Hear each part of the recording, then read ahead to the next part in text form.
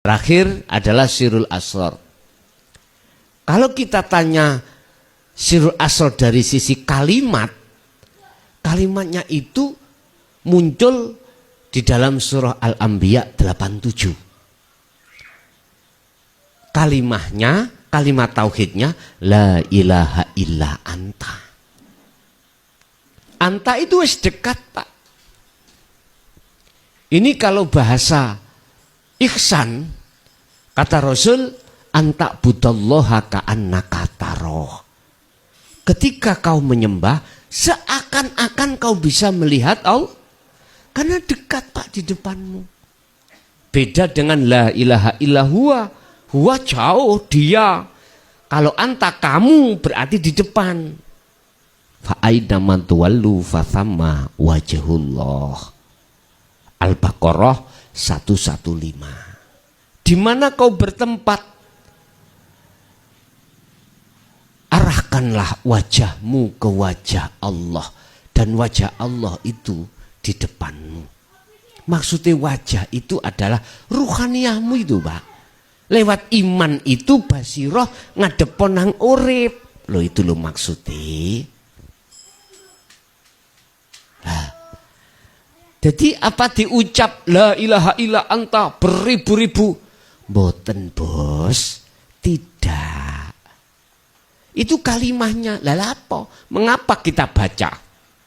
Kalau kita baca berarti kita turun di dzikir jahri. Syariat.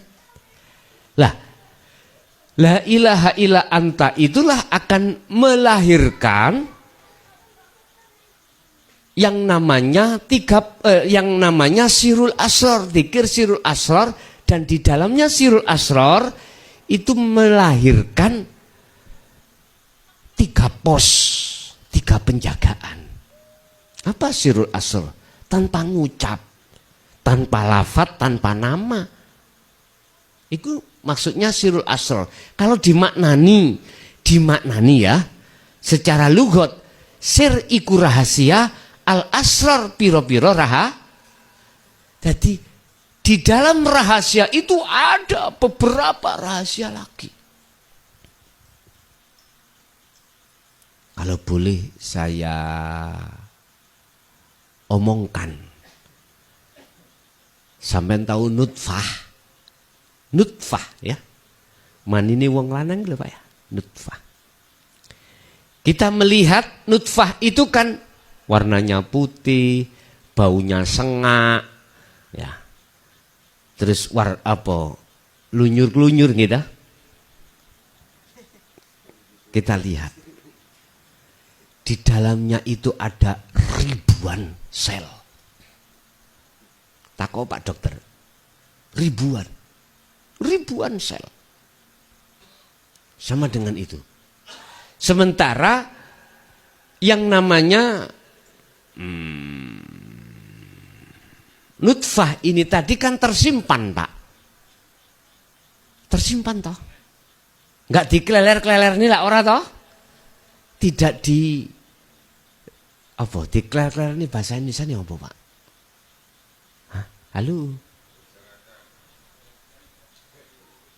Tidak diserak-serakan gitu. Berserakan. Tidak seperti itu. Tersimpan, Pak.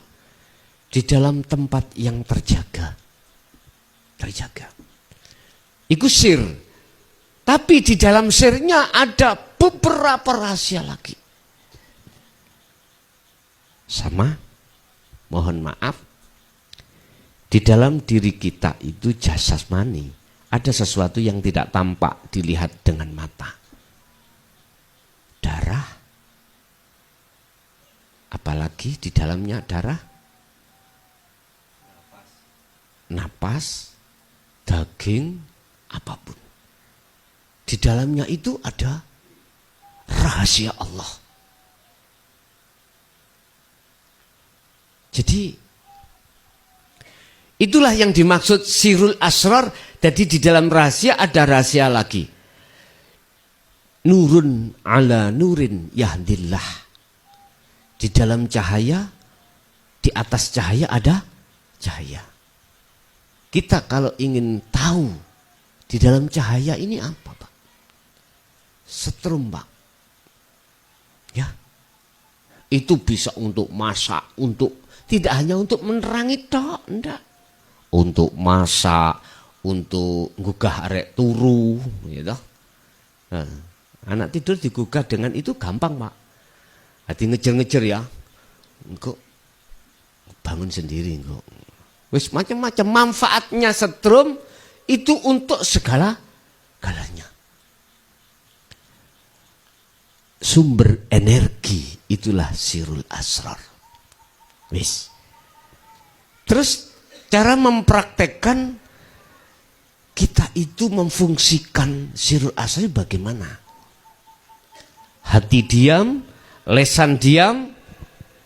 Pos pertama berbicara su'aul basiroh. Apa? Rasa. Apa itu rasa? Iman. Iman terhadap siapa? Hidup. Temukan rasa itu terhadap hidup. Dengan cara sadarilah dirimu bahwasanya semua apa yang terjadi itu yang berperan hanyalah hidup. Dan hidup itu adalah wujudnya Allah. Beres. Ketika su'aul basyiroh berjalan, mau masuk ke pos yang kedua yang disebut ainul basyiroh. Apa ainul basyiroh? Melihat dan bertemu. Melihat dan bertemu siapa? Hidup yang ada baik di dalam maupun di luar dirimu. Tetapi bisanya ruhaniyah itu sampai pada ainul basyiroh, pos penjagaan yang kedua, ruhaniyah harus fana terlebih dahulu. Akhirnya lepaskanlah akumu hamba. Nah, ini. Nafikanlah la ilaha, isbatkanlah illallah. Dan atau bertahalilah untuk menuju tajalli. Kalau sudah di pintu kedua, otomatis satu paket dengan pintu penjagaan yang ketiga, hakul basiroh. Berkata, imanmu akan menyatakan tidak ada Tuhan selain Allah. Artinya hanya aku Allah. Inilah Pak yang kumaksud zikir di atasnya sirul asrar yang disebut fana'u dzikri, yang keluaran dari kalimah tauhid la ilaha illa ana.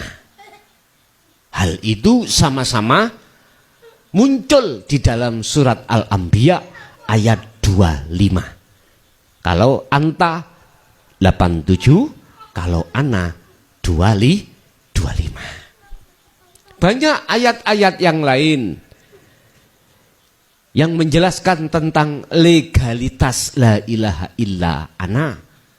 Surat Toha ada banyak surat yang lain. Bapak Ibu hadirin jamaah rahimakumullah. Itulah mungkin pertanyaan yang sudah masuk di jalur telepon.